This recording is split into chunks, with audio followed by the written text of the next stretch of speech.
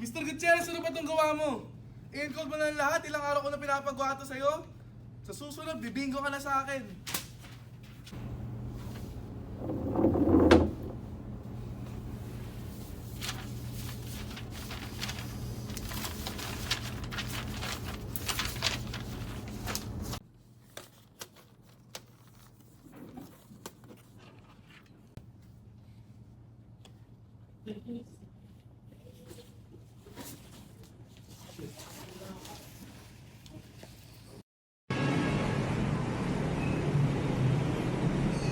Ako lang ba?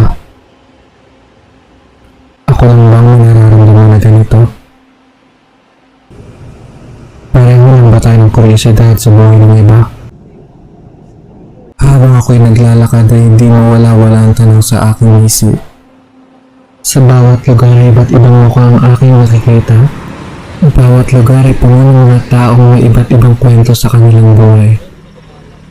At ang bawat isa ay bida sa kanilang sariling kwento. Kung mga baybay sa takbo ng buhay na tulad ko. Sure is clean.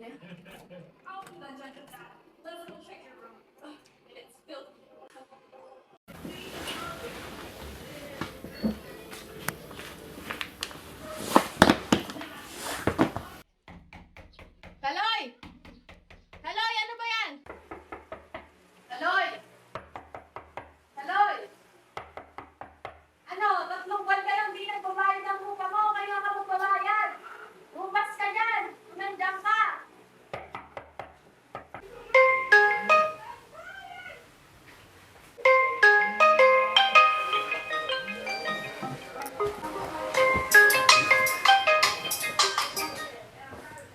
Hello, ma, napatawag ka?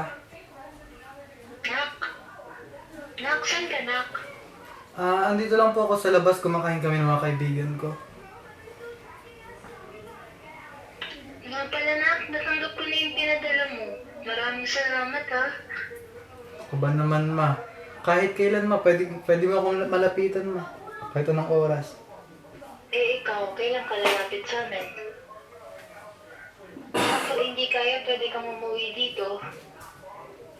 Miss ka na ni Mama. Miss na miss ko na rin po kayo dyan. Kayo mag-alala. Bibisita rin ako pag nagkaroon ng oras. Kailan yun? Nakailang sabi ka na niyan. Naghihintay kami ng kapatid mo dito. Pasensya na kayo, ma. Nang pagpagod ka na, uwi ka na sa amin, ha?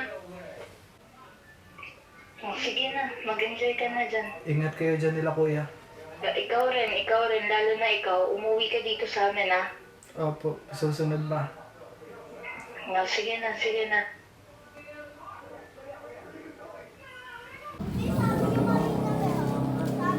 Eh, gusto ko muna kasi kasi tayo hindi ka ako marunong Itong batang to, laging pinaghahain. Papayawan mo na ang pera. Teka, kat! Maayos ako! Sa'yo na lang muna. Te, pera.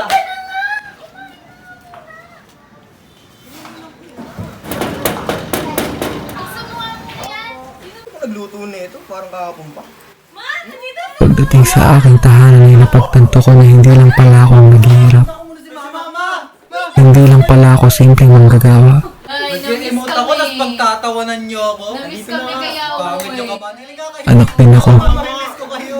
kapatid, at may responsibilidad.